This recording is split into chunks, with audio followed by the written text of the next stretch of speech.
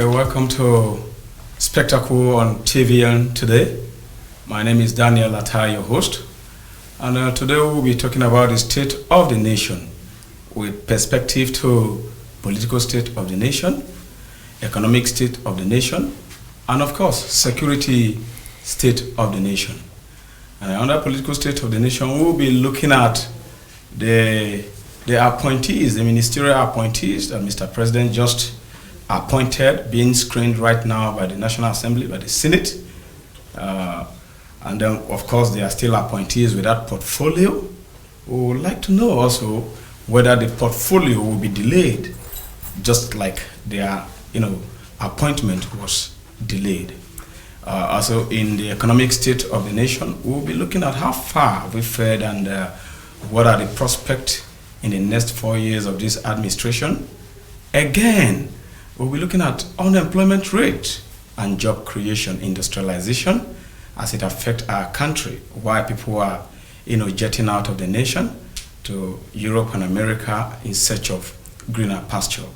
And of course, when we talk about the security state of the nation, we'll be looking at inciting wars that could cause, war or unrest, especially inciting wars from people that are supposedly be leaders, patriots of the country, talking about past our ex-generals that have made some comments, that are, insightful.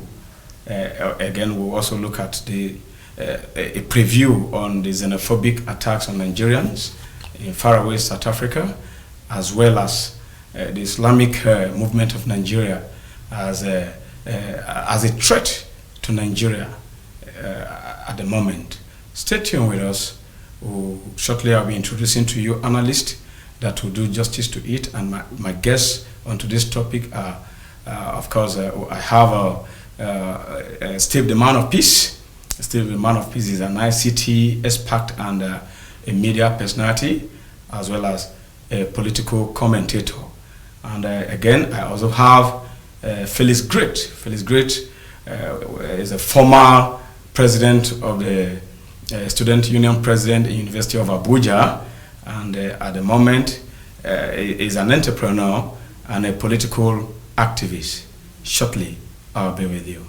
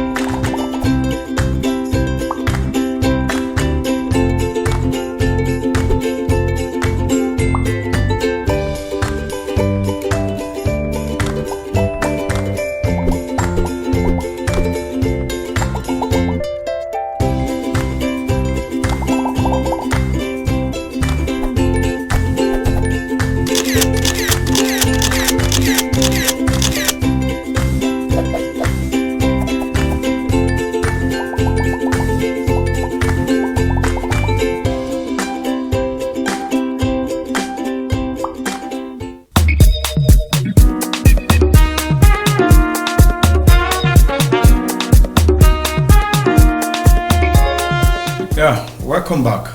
Don't forget, Spectacle is your social, economic, and political program. And like I said, by my far right is Steve the Man of Peace. Yes, sir. Welcome to Television Nigeria. Yes, it's my pleasure to be here. And today's Spectacle, I believe you are prepared for it.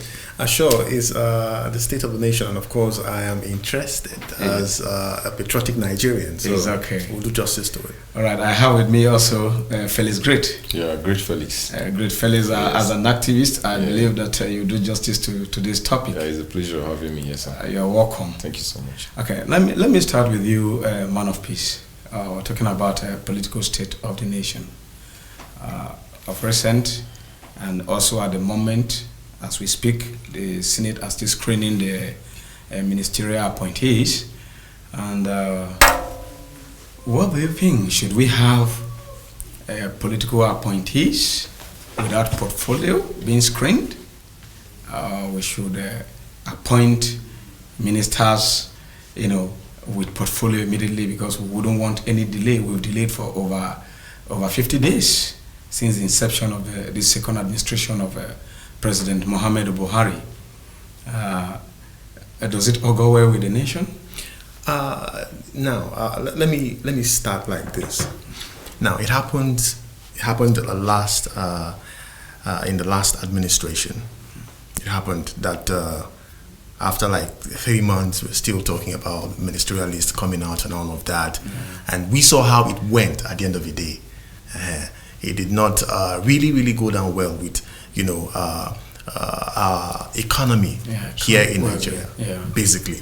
So, repeating same this time again, I think it's something that we should really look into, because right now, the people we see as our followers, yes, the people we look up to, which is the British. Okay, talking about the first world countries where we follow in democracy. We follow in democracy, yes. Now, you could see that in less than 24 hours, Boris Johnson now has appointed his cabinet and all of that. So I think that is what it should be. We shouldn't waste time. We shouldn't keep the nation at a standstill because the need is not done. So for me, I feel we should put the kind of people that really matters, and we should put the ministers where they actually belong, not just picking them at random. There's this trend going on social media right now that it's a compensation list. People saying this about the ministers appointed and all of that. And what do you think? Do you think is a compensation list for political activism or political scorecard? Yeah, if you ask me, I will tell you that as a Nigerian, and knowing the names on the list right now and knowing what those people have done in the past, I could say that yes, I think someone is rubbing shoulders with the higher powers and all of that, and it's more like compensating them, telling them that you guys are with us in this one and all of that. But at the long run, it will not change the face of the nation. I feel that is what I feel. You are presuming. That's what that is what I feel. I think, yeah. Okay. In the last administration of this current president, he delayed like 3 months, like you said, and I think he performed despite. Okay, the performance of the president in his last administration, I would say. Yes, you would want to say he performed, but the larger community didn't see it like that, and that is why you'll see that the election was actually very tough, because a lot of Nigerians came out to air their minds that they were not comfortable with what went down during the last administration, and it was a tussle at the end of the day. And up till now, we still have the issue, rumors going around that the election was rigged, and all of that. A lot of controversies right now. Anyway, Great Felix. Yes. Thank you for that submission, man of peace. You're Great welcome, Felix, what do you think? Do you think the appointment now with that portfolio, is it going to be a factor against governance? Yeah, thank you for that question. I want to make it abundantly clear. An anonymous defined madness as doing same thing and expecting different results. Particularly, and perhaps a large number of Nigerian youths and Nigerians are disappointed at the unfolding of political events in the country. Why do I say that? We did not expect it to take the president this long to appoint or to send a list of ministerial nominees to the Senate. And I expect the Senate to have also defined their independence of thoughts and action by ensuring that these names and nominees were attached to portfolios. Okay. Because we cannot afford to keep having square peg in round holes. We cannot keep doing same thing and expecting a different result. Unfortunately,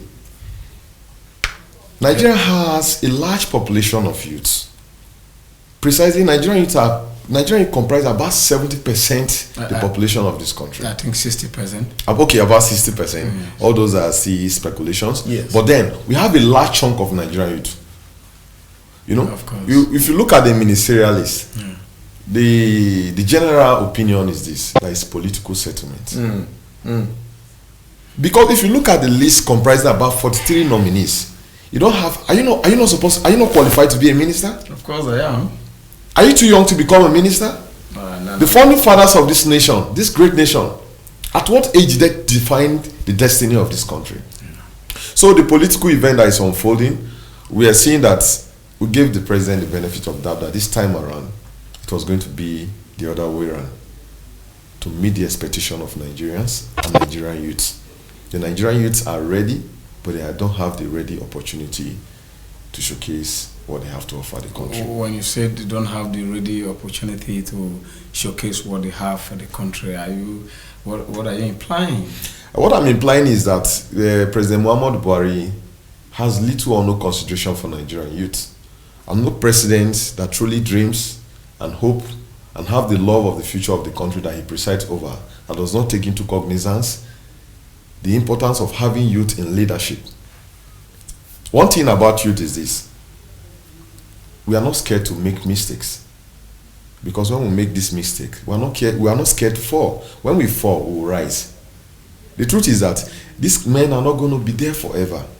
If you see the category, the rank and file of those who are there, you don't need a soothsayer to tell you that this is political settlement.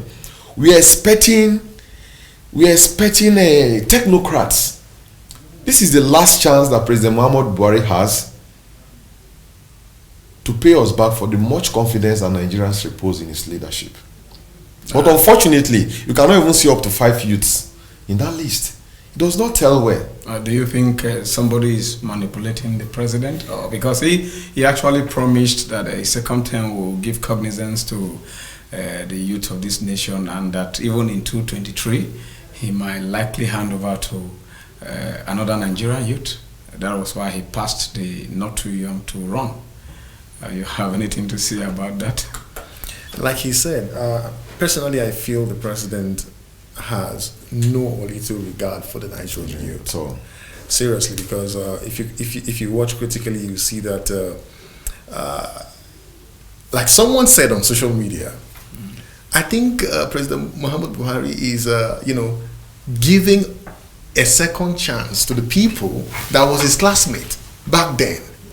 That was his, his parents. Trying to, settle, trying to compensate, trying to, give them a second chance. But I don't see anyone right now in his cabinet among the appointees that were his classmate. Of course, yes, but that is they're just trying to make some, the whole issue. Age limit. Yes. Now, like you said, no, we have less than 5 youths on the list. I'm not sure they're even up to 5. 2 from the southeast. From the eastern part of the nation, and 1 from the north. We don't want to mention names now. No, we shouldn't mention names now. Now, at the end of the day, you discover that what are we trying to really, really project as a nation? Can we define ourselves right now? Do we know where we're headed? So I must tell you that if we must conquer the fears of Nigerians, if you're a leader, you must conquer the fear of Nigerians, then you need to work with the people that see beyond what you're saying right now. As in, we are striving in the we are in the technological age. A lot is happening already. Okay. That is why cybercrime in Nigeria is on the increase, because we have talents, we have the youth, we have with economic job creation. Yes, sure. And unemployment. At the end of the day, we are crying because we are hungry. A lot of people in Nigeria, a lot of people are hungry. Things happening. See, that is why. How do you think the government can put food on their tables? By creating the jobs, of course. And the ministries can actually do that. Civil servants are very, very not active in this country. Why? Because they feel there's no productivity. There's no need to put in, because what they are even paying them is not even enough to cater for themselves and their family. Could you reciprocate that with what they produce for the country? The input, the if you're a civil servant, for instance, Yes. or you're a politician, or you are head of any department or ministries, or even parastatals, agencies, what are their input? Or are there no, environment where they giving their input in productivity? Then we can say we have to reciprocate it with. So can I tell you something? Go ahead. Time waits for no man. Good. And I must tell you, the larger population of people we have in our civil servants today are above, I think they are above 45, 50. They are 50, even above 50 years. Yes, of course, even 60. Even 60. They are still there. So if these people are, and we are celebrating the technological age right now, what will be their input? They are not thinking computer at all. They are not thinking softwares. And they are not thinking individuals. They are not thinking automatic. They are not thinking all of those things. Like in France, a couple of days back, Macron was there live to commission the air police. You see individuals flying. Air police.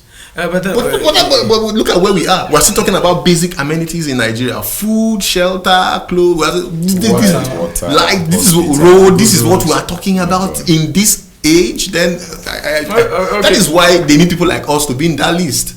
My name should be there because I'll be more productive. Yeah, of course. Okay, if we look at if we just oppose the fact that the first world countries, like you mentioned, France, USA, Britain, these countries, Germany and so on, Europe and America, largely they are first world countries, and they have gone beyond, the basic amenities that we are lacking today. Sure. I don't think there is any part of Europe or America where you have potholes on their roads, or you have beggars on the streets, or where you have lack of industries or joblessness. Now, in that case, talking about political economy now and the economic state of the nation, you said we have 60% or over 60% youth population. Now, what do you think these ministers that are coming in with the president should do, to alleviate as a palliative measure for the lack of job and the lack of also employment? Because we see graduates coming out from schools after service, the highest they could do is to snap and showcase their uniform, their NYC on social uniform media. on social media. Yeah. And after that, they go to rest. And then we also have artisans who could be in industries, and we don't have those industries. What would you advise? Because everything should not be political gossip. We want to set the agenda, and we want our agenda, to be followed like the blueprint for productivity. Well, you see, the acronym for National Youth Service Corps is NYC. On my way to the station, I met a friend, and I said, "Congratulations, you successfully passed out of the compulsory one-year program, National Service." He said, "Pass out what?" That's it. Now your struggle continues. You see, they have turned the acronym to another thing, but you don't blame them. On the second thought, I thought about it. After graduation, and after the one-year compulsory service to the nation, what is next? You see, the truth is that the government of this country has not done enough to address the unemployment in this country. And then we have what I like to refer to as the colony of unemployed youth, which is a time bomb. Sure. That is why you see that vices is on the increase. That is why you see a lot of things going on. You go through school, do you know what pain it takes to even graduate from a Nigerian university? Most of these men that make that list, how many of their kids went through the horror we went through in Nigerian university? But then that aside, industrialization, what is the government doing about that? Back in the days when we have the textile mill in Kaduna, a Jakarta rolling mill, and what have you, why are these things now laying fallow? What has the government done about it? With all this money that's been recovered, this looted money that has been recovered, with the money Abacha is sending to us from the grave, we expect that this money should be reinvested to bring back to life this industry. If you bring Ajakuta's what meal to play today, if you bring it back to life, basically we will not be importing cars in this country. You can check the number of Nigerian youths that will be gainfully employed here. You will not record all these vices, kidnapping, courtesan, armed robbery, and what have you. But what is the government doing about it? Because they are not, because they surround themselves with parades of armed men to protect them. So what they don't know what I'm coming. So they don't know what the layman Nigerian is doing. I know this is going somewhere. Yeah. Someone will listen to it. I'm a graduate of Nigerian University. I know what it means life outside school has been. A country where you cannot get a job without recommendation from a general. Is anybody a general from my family? A country where we know people are paying money to get into paramilitary. Oh, it's pathetic. It's disturbing, and that is why you see a lot of young men are losing love for this, losing hope. They're losing hope for this country. And thank you, Great Felix, for that. I think the government is listening, and that they'll do something about our moribund industries and companies, because we wouldn't continue to share money, paper and physical money that goes around to local government. It doesn't help at all. What do you advise? Because from what you have just said, the unemployment rate could lead to social vices, and of course we are having inciting wars. Wars coming from would be people that will supposedly think they are patriot, like former President Obasanjo and T.Y. Danjuma coming to tell people that this man is trying to Islamize the nation. Islamization did not come under this administration. Far back in 1969, we are aware who even made us an observing nation of the Organization of Islamic Country, which is under Gowon. Gowon is a Christian. We also know that we became a full member, I think, in 1984. In 1984, I'll be 86, under General Ibrahim Badamasi Babangida.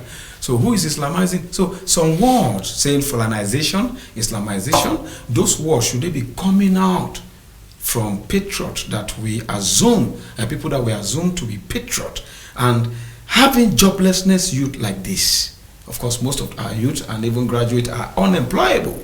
Of course, you know that. So won't it be like a time bomb, setting the horse now before the cart? Because it's not setting the cart before the horse anymore, setting the horse appropriately to go and war. You understand what I mean? Yes. The time is not on our side. What do you think? What advice do you have for these leaders, these ex-leaders? See, let me tell you something, right? I'm an ICT. Of course, you can see that the shite man, yes, is a lot of his followers, though their population is about 5% in the country. They've taken to the street every day, killing, maiming, because they are jobless. Yeah, because they are jobless. And that is also coming from the religious angle too. Now, this is it. I want to say something. I'm an ICT expert, a media personality. Yeah. And of course, as a Nigerian youth, right, I should not be thinking at this level, at this age, at this stage, I should not be thinking about food, what to eat, what to wear, the roof over my head. At this point, we shouldn't be thinking about that anymore. We should be thinking how to, bring the next technological inventions from this country, how to bring it to the world. So the machines can create jobs. So that the machines can create jobs. So that the ideas can employ millions of people. That is what we should be thinking. That's what I should be thinking right now, right? But because of the state of the nation and what is actually happening, because it is all politics, and the politics is not even political enough. It's distraction from governance. It is just a distraction from governance, like you said. Now, this is the idea. We have a lot of youth in this country. As a matter of fact, the youth in this country, I feel we are above 150 million youths in this country. Of course, I think right? that too. And now, we have the advantage because we have this population, right? If these guys are gainfully employed, let me tell you something. So in a nutshell, you are saying the moribund industries should be revamped. They should be revamped. So to stabilize our economy. And our leaders, the former leaders actually should not, they should help the youth. See, we want to hear good news. We want to hear that, okay, how, they should ask us the questions. If they are confused, sir, if they don't know where to go, they can ask us. We can help them. Most of these leaders inciting war, they are in Europe. They are not even helping their youth. Let me add to it. Even those inciting this thing, making very inciting statements. Let me tell you, just on last week Friday, I partnered with some NGO at night about 8, 9, 10. We went out to nightclubs and other hangout joints, and we tried to interview some young ladies who are engaged in night trade. We call them night traders. You understand? I approached a few of them and say, if you are given opportunity to work, would you live this kind of lifestyle for a better opportunity? To be emphatic, she replied me in the typical Nigerian English language, the pidgin language, say, Ogabia, you see job, what they talk about. You understand? Yeah, when the Western world are exploiting the youthful and creative exuberance of the youth, that's it. Key. Nigeria is not even giving attention to it. Because they have industries and they have implementation of projects. Yes, then you create the industry because you have identified a talent. Thank you. That's the idea, not just industry. Do you understand? When we say creative, they are blackmailing Nigeria. That Nigerian youth are, they not just lazy. Let's forget about the lazy aspect that the president talked about carelessly some time ago. You see, today now you talk about cybercrime. It is easy to even engage in cybercrime. It takes intellectual. You must be smart. You must be smart. Beat a computer to a smart one on the other side. So these guys are actually. The country should look at this problem as a gift that they must exploit to drive this country towards economic development, sir. You said they're using their gifts negatively, but I must tell you, they don't want to use it negatively. Of course. Because when purpose is not known, abuse is inevitable. Abuse is inevitable. It's okay. Thank you for this brief analysis on today's spectacle, the state of the nation, economic state of the nation, Great Felix, and political state of the nation, and security state of the nation. We'll elaborate on this in the nearest future. Please, I'm happy that you guys are with me today on today's topic. Thank you very much. Thank you so much. Anyway, that was a little brief on spectacle today and on the state of the nation. Like I said, we want our political state of the nation not to be gossip as usual. We want politics of genuinity. We want politics of substance. We want politics where governance will be the priority, and we want proactive, governmental blueprint, not a reactive governmental blueprint, because we will not afford to lose in this 4 years tenure or regret that we were hooked in a kind of a shadow of ourselves. Of course, again, we were talking about the security state of the nation. We advise that we keep away, especially patriots, people whom the followers listen, people talking about religious angle like the Shiite, and of course the political angle too, like former President Obasanjo, T.Y. Danjuma, and so on.